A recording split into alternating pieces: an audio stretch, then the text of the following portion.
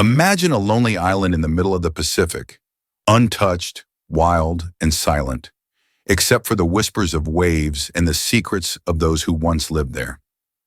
This is Floreana, one of the remote Galápagos Islands, a paradise that became the setting of one of history's strangest disappearances. A beautiful baroness, her lovers, jealous settlers, mysterious deaths, and not a single trace left behind. Even after 90 years, the island still refuses to tell its secret. Let's uncover the Baroness of Floreana, the disappearance that haunted the Pacific. In the early 1930s, when the world was drowning in depression and chaos, a few eccentric souls sought a new life far from civilization. Among them was Dr. Friedrich Ritter, a German doctor who abandoned Berlin's busy streets to live like a philosopher with his companion, Dore Strauch, on Floreana Island. They dreamed of a Garden of Eden, a simple, pure life in harmony with nature. But soon paradise started to feel crowded. A German couple, Heinz and Margaret Wittmer, arrived next. And then came the woman who would change everything, a self-proclaimed aristocrat, Eloise von Wagner, known as the Baroness. She arrived with two lovers, Robert Philipson and Rudolf Lorenz, declaring herself Queen of Floreana. The other settlers despised her arrogance.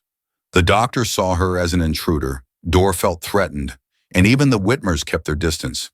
But the Baroness loved attention. She posed for visitors, planned to build a luxury hotel called Hacienda Paradise, and promised to make Floreana famous. She was dramatic, unpredictable, and dangerous. Then, in March 1934, the paradise turned dark. The Baroness and one of her lovers, Robert Philipson, vanished. No one saw a ship arrive, no one saw them leave, and no one ever found a body. When questioned later, Margaret Wittmer claimed the Baroness had told her she was leaving for Tahiti on a passing yacht, but when authorities checked, no yacht had ever been recorded in those waters. No crew, no witnesses, nothing. So, what really happened that night? Police investigators from Ecuador arrived weeks later. They found the Baroness's belongings still on the island. Clothes, letters, her prized revolver, but not a single sign of struggle.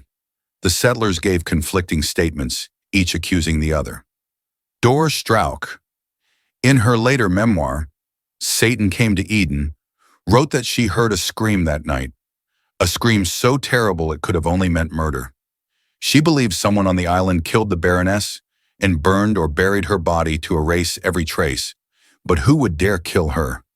Some pointed to Rudolf Lorenz, one of her lovers, who had grown desperate and jealous. Others whispered that the Wittmers might have done it, tired of her chaos. And some even suspected Dr. Ritter himself, the man who wanted to keep Floreana for his own ideals. Then came another twist. A few months later, a Norwegian fisherman discovered two mummified bodies on the nearby island of Marchena. They were identified as Rudolf Lorenz and the fisherman who tried to help him escape Floreana. The police concluded they died of thirst after their boat went off course, but locals said it looked more like foul play.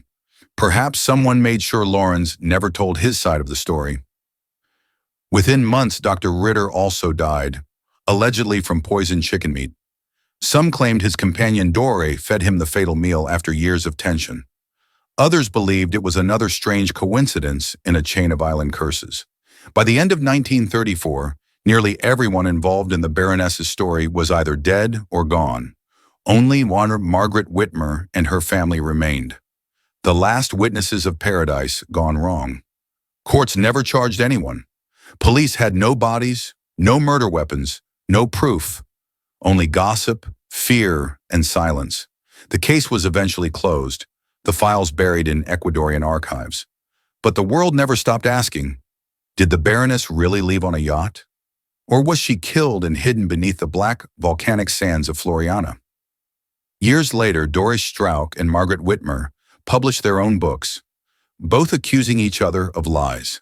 Journalists called it the Galápagos Affair.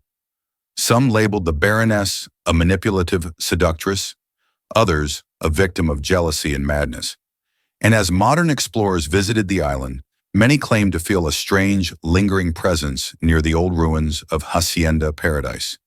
Even today, island guides whisper that on quiet nights, when the wind moves across the cliffs, you can still hear the Baroness laughing, somewhere in the dark where no one ever found her.